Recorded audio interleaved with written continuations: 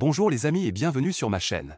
Dans la vidéo d'aujourd'hui, nous allons parler de la mission Samudrayan de l'Inde. Il s'agit d'un projet très spécial visant à l'exploration des grands fonds marins, en particulier dans la zone économique exclusive et le plateau continental de l'Inde. Alors parlons-nous de cette mission passionnante. Arrière-plan. Imaginez un immense terrain de 2,2 millions de kilomètres carrés sous l'eau, à côté de l'Inde. C'est la zone économique exclusive de l'Inde, dans laquelle de nombreux trésors cachés, tels que des minéraux et bien d'autres. Mais personne ne l'a encore découvert. Les Nations Unies ont donné à l'Inde une place dans la mer, qui est une zone de 150 000 km² dans le centre de l'océan Indien, qui est appelée zone économique exclusive. Ici, l'Inde a le droit de découvrir et d'utiliser d'abord ce qui s'y trouve. Ici, l'Inde a trouvé du fer et du manganèse, appelés nodules polymétalliques. On estime qu'il y a 380 millions de tonnes de ces nodules qui, même en enlevant seulement 10%, l'Inde peut obtenir de l'électricité pour les 100 prochaines années. C'est comme si vous aviez trouvé un énorme stock de batteries sous la mer. Bien que ce jardin sous-marin soit encore largement inexploré, il offre des perspectives passionnantes pour l'avenir de l'Inde. Peut-être qu'un jour, nous utiliserons ces ressources pour alimenter nos maisons et nos gadgets. Après le succès de Chandrayaan-3 en 2023, l'Inde a maintenant jeté son dévolu sur la mission sous-marine habitée. La mission Samudrayan, qui signifie « sous-marin marin » en sanskrit, fait partie de la mission sous-marine de l'Inde. La mission a été approuvée par le gouvernement en juin 2023 avec un budget de 50 millions de dollars. Il vise à développer des technologies et des capacités pour l'exploration et l'utilisation des ressources minérales, énergétiques et marines. L'une des principales composantes de la mission Samudrayan est le développement d'un sous-marin habité nommé Matsya 6000, qui pourra emmener les 3 scientifiques sous l'eau à une profondeur de 6 km. Il peut durer jusqu'à 12 heures dans des circonstances normales et 96 heures dans des situations d'urgence. Le nom, Matsya, est dérivé du sanskrit, qui signifie « poisson » et 6000 signifie 6000 mètres.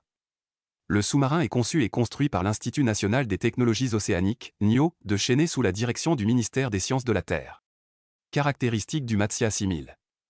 Le sous-marin Matsya 6000 sera doté d'un bouclier porteur en alliage de titane, capable de supporter la forte pression de l'eau à une telle profondeur. Il disposera de divers capteurs et instruments pour collecter et analyser des données scientifiques, telles que des caméras, des sonars, des manipulateurs, des échantillonneurs et des spectromètres. Le sous-marin sera alimenté par des batteries lithium-ion et disposera d'un système de survie pour l'équipage. Horaire. Cette mission est prévue de 2021 à 2026. Les essais du sous-marin Matsya 6000 devraient avoir lieu dans le golfe du Bengale au début de 2024. La première mission habitée est prévue pour 2025. L'Institut national des technologies océaniques basé à Chennai, un département du ministère des Sciences de la Terre, a développé plusieurs outils pour l'exploration des grands fonds. Il s'agit notamment d'un véhicule télécommandé pouvant aller jusqu'à 6000 mètres de profondeur, d'un système de carottage autonome, d'un véhicule sous-marin autonome et d'un système d'exploitation minière en haute mer. Objectif de la mission. Matsya 6000 explorera les métaux et minéraux des grands fonds marins tels que le nickel, le cobalt et le manganèse, qui sont essentiels pour de nombreuses industries et technologies. Il étudiera également la faune et les écosystèmes des grands fonds, encore largement inexplorés. La mission contribuera à extraire des nodules polymétalliques d'une zone de 75 000 km² dans le bassin central de l'océan Indien. Il fera également de la recherche pour comprendre le changement climatique. Il installera également une centrale marémotrice qui pourra fonctionner pendant de nombreuses années. Ce sous-marin emmènera 3 scientifiques dans les profondeurs de la mer, et ils y resteront et tenteront de trouver des réponses à de nombreuses questions liées à la mer. Ce petit sous-marin peut sillonner la mer pendant 12 heures sans s'arrêter et continuer son travail. La mission maritime est un projet très spécial pour l'Inde. Cela placera l'Inde dans un groupe restreint de pays qui ont construit des technologies et des navires spécialisés pour explorer les profondeurs de l'océan. Jusqu'à présent, seuls les États-Unis, la Russie, le Japon, la France et la Chine sont en mesure de le faire. Cette mission permettra à l'Inde d'en apprendre davantage sur les mers, qui couvrent plus de 70% de la Terre entière. Pays qui ont déjà accompli la mission en haute mer.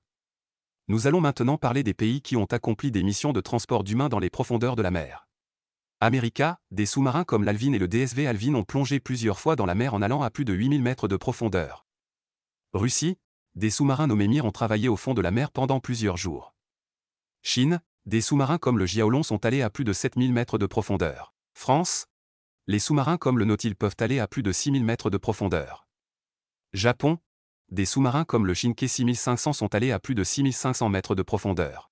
Il est important de noter que l'Inde est actuellement dans la phase de développement de son projet d'expédition maritime habitée, Samudrayan, et n'a pas été en mesure d'achever cette mission avant février 2024. Les pays mentionnés ci-dessus ont déjà réalisé cet exploit à différentes profondeurs. Pourquoi les missions habitées en haute mer sont-elles si difficiles? Il est très difficile d'aller dans les profondeurs de l'océan avec des humains, ce qui peut avoir de nombreuses raisons, telles que une pression énorme. Imaginez, le poids de tout l'océan est sur vous. plus vous allez profondément, plus la pression augmente. Au point le plus profond de la Terre, Challenger Deep, la pression est plus de 1000 fois supérieure à celle du niveau de la mer. Par conséquent, les sous-marins qui s'y rendent doivent être très solides et protégés contre les pannes. Environnement dangereux, les profondeurs de l'océan sont un endroit cruel. La température peut y être presque aussi froide que la glace, rien n'est visible en raison du manque de lumière du soleil et il existe des produits chimiques spéciaux qui peuvent dissoudre les métaux et nuire aux humains. Par conséquent, les sous-marins ont besoin de types spéciaux de choses et d'équipements nécessaires pour supporter ces conditions. Problème de marche sous-marine, les sous-marins lourds dans les profondeurs de l'océan sont difficiles à déplacer. Là-bas, les courants peuvent changer brusquement et il faut une très bonne technologie et des pilotes qualifiés pour traverser les profondeurs de l'océan. Risque de sécurité, même avec les meilleures technologies, les choses peuvent mal tourner. Les dysfonctionnements des machines, les incendies et les accidents de décompression sont quelques-uns des risques auxquels les plongeurs sont confrontés. Les opérations de sauvetage sont également très difficiles en raison de la profondeur. Coût, la construction et l'entretien des sous-marins, la formation des équipages et l'exécution des missions sont des projets très coûteux. Seuls quelques pays disposent des ressources et des technologies nécessaires pour accomplir ces tâches. Aspect éthique, les grands fonds marins abritent de nombreuses espèces et plantes uniques qui vivent dans des environnements fragiles. L'exploration en eau profonde peut nuire à cette faune et à ces plantes. Par conséquent, nous devons faire preuve d'éthique et de responsabilité lors de l'exploration des fonds marins. Et il faut veiller à ce que ces missions aient un impact minimal sur l'environnement. J'espère que vous avez aimé cette vidéo et que vous avez appris quelque chose de nouveau sur la mission Samudrayan de l'Inde.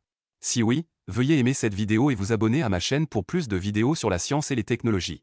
Merci d'avoir regardé la vidéo.